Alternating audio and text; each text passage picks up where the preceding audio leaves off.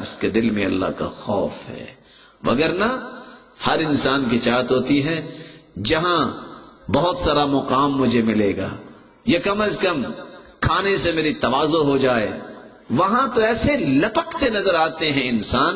اور رسول اللہ صلی اللہ علیہ وآلہ وسلم نے سچ فرمایا، لوگوں قیامت کے نزدیک تین چیزیں مہنگی ہو جائیں گی.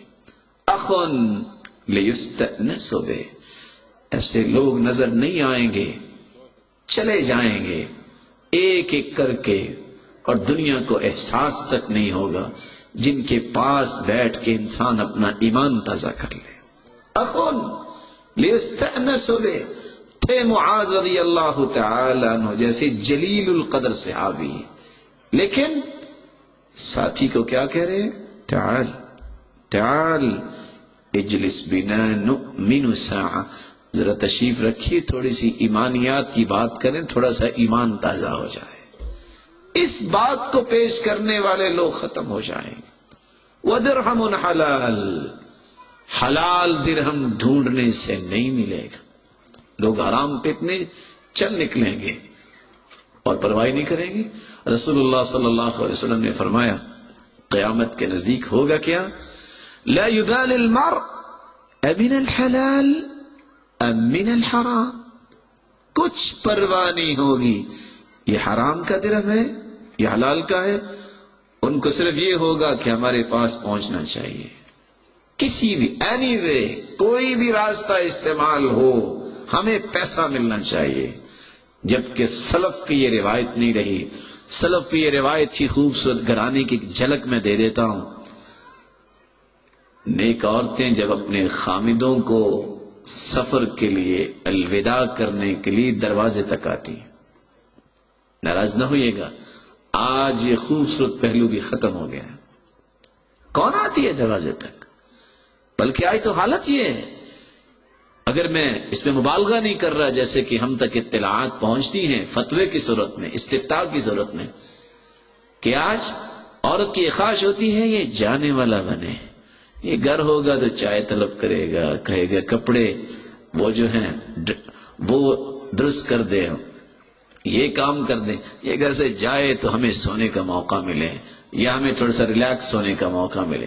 ایسی عورت میں کیا برکت ہوگی جو باعث مصیبت سمجھتی ہے اپنے خامد کو. عورت ہو تو عائشہ جیسی رضی اللہ عنہا، جب سرتاج رسول صلی اللہ علیہ وسلم نے عائشہ کے پاس آنا تھا رضی اللہ تعالی عنہا، تو اونٹ عائشہ رضی اللہ تعالی عنہ کا حفصہ رضی اللہ تعالی عنہ کے پاس چلا گیا، تبادلہ کر لیا. انہوں نے سمجھا یہ اونٹ چونکہ عائشہ کا ہے تو عائشہ رضی اللہ تعالی عنہ یہ اس پہ سوار ہوں گی، آپ اسی اونٹ کی طرف آگے. جب رسول اللہ صلی اللہ علیہ وآلہ وسلم چلے گئے اور عائشہ رضی اللہ تعالیٰ عنہ بیٹھی ہیں، ابھی تک تشریف لائے، تو کیا کہتی؟ اللہم سلط علی اقربا تلدغنی، اے اللہ میں آپ کے پیغمبر سے دور رہنا پسند نہیں کرتی، مجھے بچھو کیوں نہیں کاٹ جاتا اس دوری کے. اللہ کے رسول مجھ سے دور ہو گئے. رسول اللہ صلی اللہ علیہ وآلہ وسلم نے تو تربیت یہ فرمائی، اور تربیت کی جھلک کیا ہے؟ دروازے تک عورت آ رہی ہے اور دروازے پہ کھڑے ہو کے دعا دے رہی ہے. دعا تو آپ کو یاد ہی ہوگی، استودعکم اللہ دینک و امانتک و خواتیم اعمالک، تیرے دین کو اور میں تجھے امانت کے طور پہ اور تیرے خاتمہ اعمال کو میں اللہ کی ضمانت اور سپرد میں کر کے بھیجتی ہوں.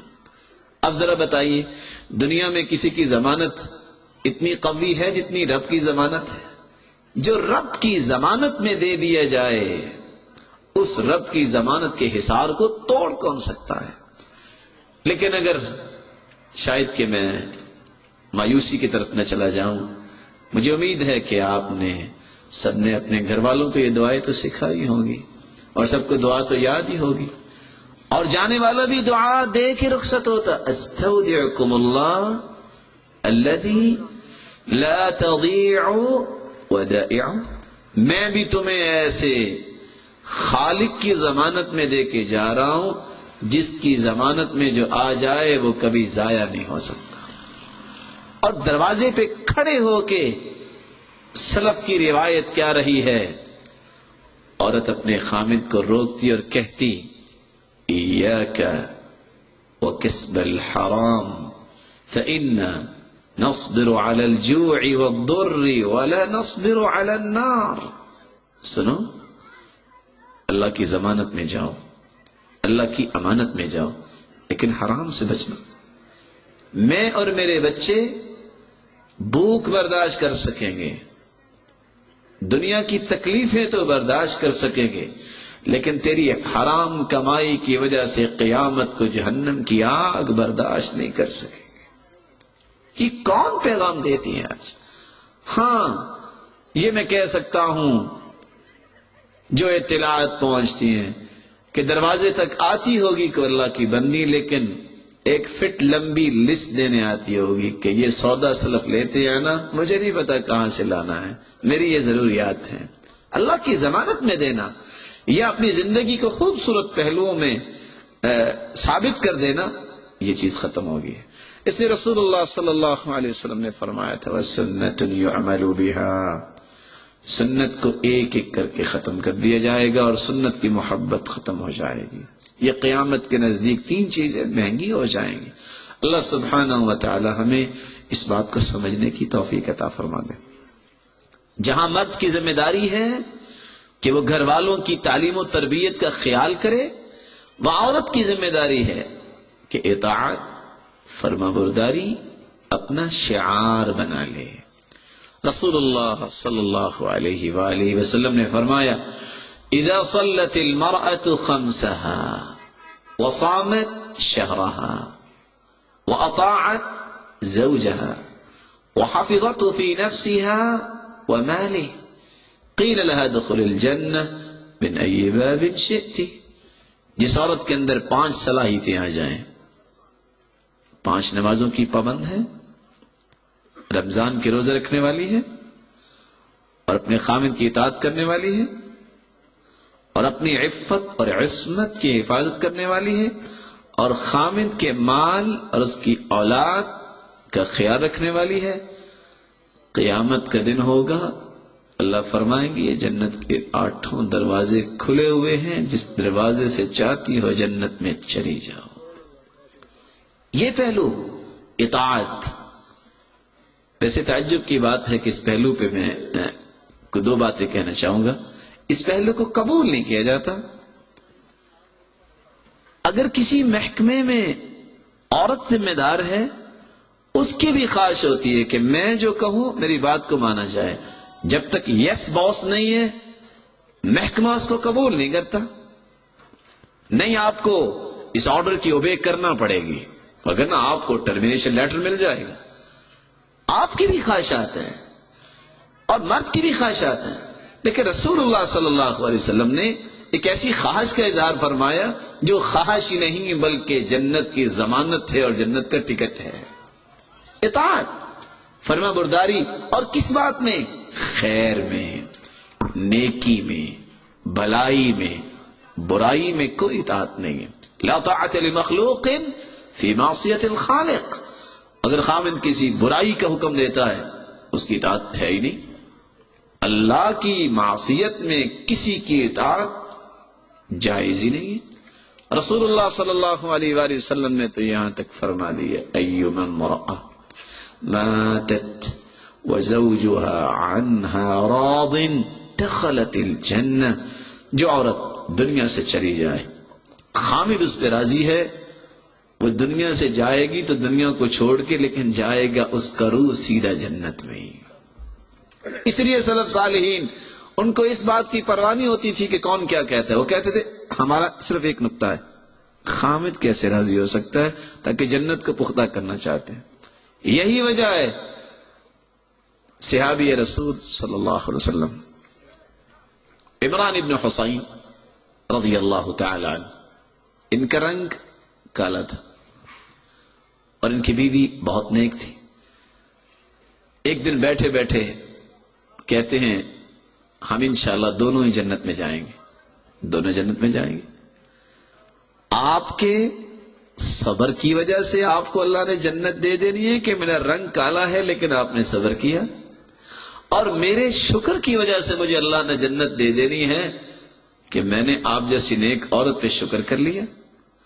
اور نیک بیوی کی علامت یہ ہے، رسول اللہ صلی اللہ علیہ وآلہ وسلم کے پاس عورت آتی ہے، آپ نے پوچھا اذات زوج انتی، شادی شدہ ہو؟ قالت نعم، شادی شدہ ہو۔ کیف انتی لہو، کیسی ہو اپنے خامند کے متعلق؟ قالت ما آلوہ الا ما عجزت عنہ، سرتاج رسول آپ نے سمجھایا ہوا ہے جب تک جسم عاجز نہیں آ جاتا اس کی اطاعت میں نے کبھی کمی کی ہی نہیں ہے۔ فرمایا سنو، انظری این انت منہ فانما هو جنتک ونارک، غور کر لے وہ تیرے لیے جنت بھی ہے جہنم بھی ہے۔ بات ختم ہوگی۔ اطاعت کا یہ پہلو اللہ تعالیٰ کو اتنا پسند ہے، اور باتیں تو ساری پانچ ہی ہیں نا، نماز پڑھ لے، روزے رکھ لے، نیکی کی بات پہ لبیک کہہ دے، بچوں کی تربیت اچھی کرے، اور خامد کے مال کی حفاظت کرے، کچھ چھٹا آپشن تو ہے ہی نہیں حدیث میں۔ اس پہلوؤں کو اختیار کرنے والی کے لیے بھی اللہ کی طرف سے نوید یہ ہے، جنت کی 8 دروازے کھلے ہوں گے، جس سے چاہے جنت میں چلی جائے۔ دوسرا اصول، خامد کو چاہیے، اور اگر آپ تھوڑا سا غور کریں تو جو اصول میں بیان کر رہا ہوں اس کو اگر آپ چیک کریں تو آپ سمجھ سکتے ہیں کہ گھر کیوں اجڑتے ہیں۔ گھر اجڑتا ہے، گھر میں دین نہیں ہے، جہالت ہے۔ گھر کیوں اجڑتا ہے؟ بات نہیں مانتی یا وہ اس کا احترام نہیں کرتا۔ اور دوسرا اصول، یہ اصل میں گھر کو مضبوط بنانے کے اصول ہے۔ مرد کی ذمہ داری ہے کہ وہ گھر کے اخراجات کو عبادت سمجھ کے پورا کرے۔ میں نے لفظ بہت موٹا بول دیا ہے، اور آپ حیران ہوں گے کہ عبادت اور خرچ یہ کیسے ہو گیا۔ رسول اللہ صلی اللہ علیہ وسلم نے فرمایا، مقدام ابن معدی کریب رضی اللہ تعالی عنہ سے روایت ہے، ما اطعمت زوجتك فهو لك صدقہ وما اطعمت ولدك فهو لك صدقہ وما اطعمت خادمك فهو لك صدقہ وما اطعمت نفسك فهو لك صدقہ۔ تم اپنی گھر والی کو جو مال کھلاتے ہو، حتی ما تجعل فی فی امرأتک، حتی اللقمہ تجعلها فی فی امرأتک تکون لک صدقہ۔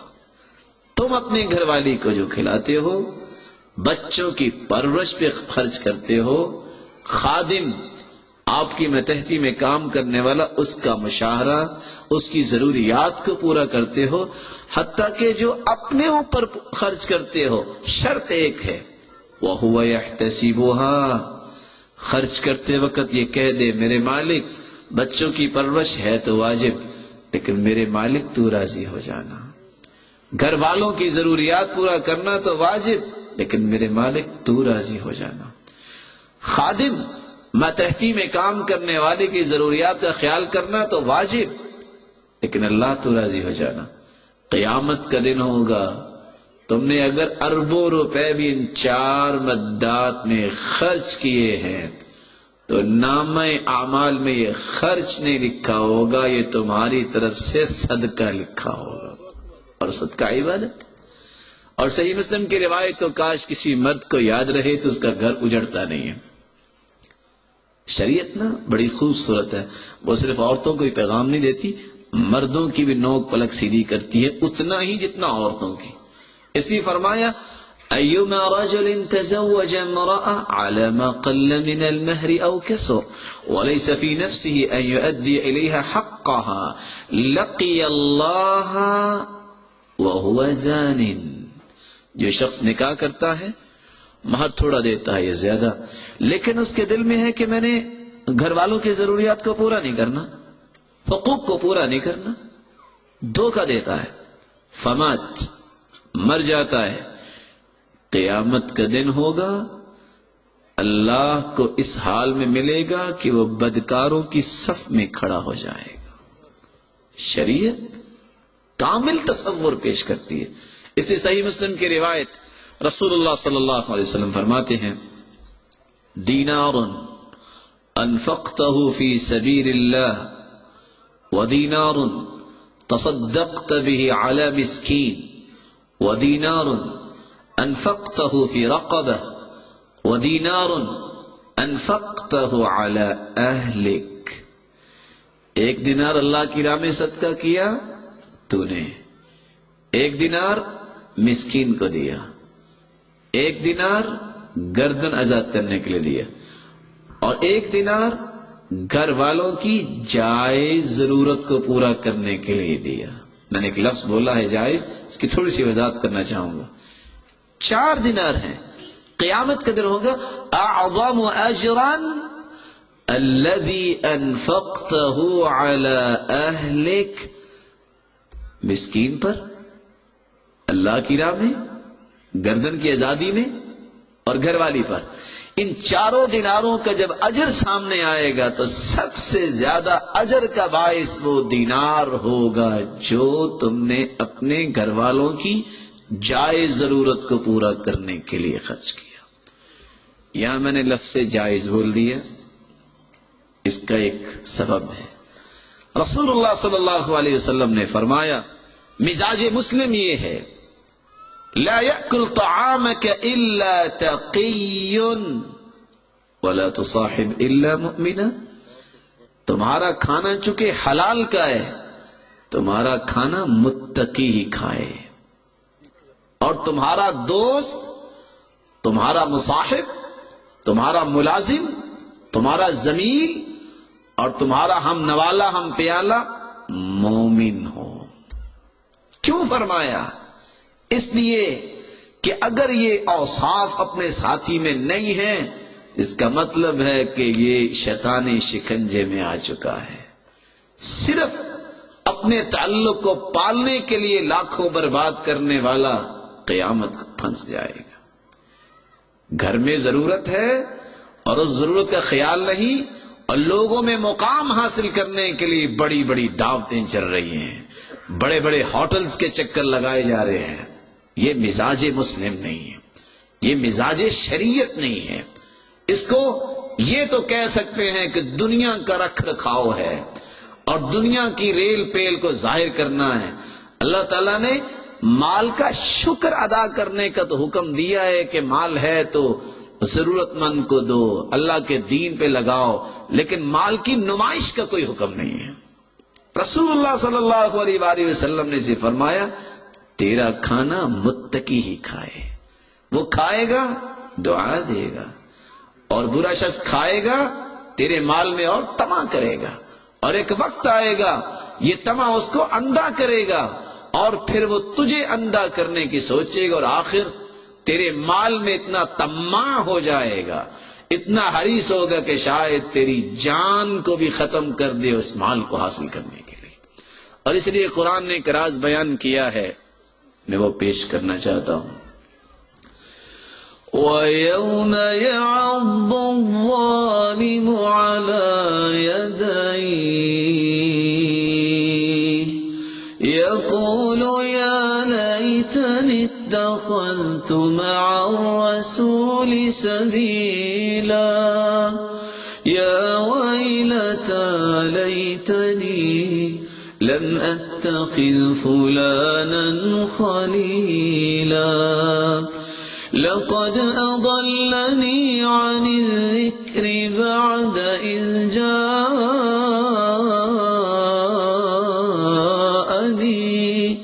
وكان الشيطان للانسان خذولا۔ قیامت کا دن ہوگا، کچھ لوگ اپنے ہاتھ خود ہی چبا رہے ہوں گے، کاٹ رہے ہوں گے، یقول، اور ساتھ بول رہا ہوگا، یا لیتنی اتخذت مع الرسول سبیلا، کاش میں نے سرتاج رسول محمد الرسول اللہ صلی اللہ علیہ وآلہ وسلم کے بتائے ہوئے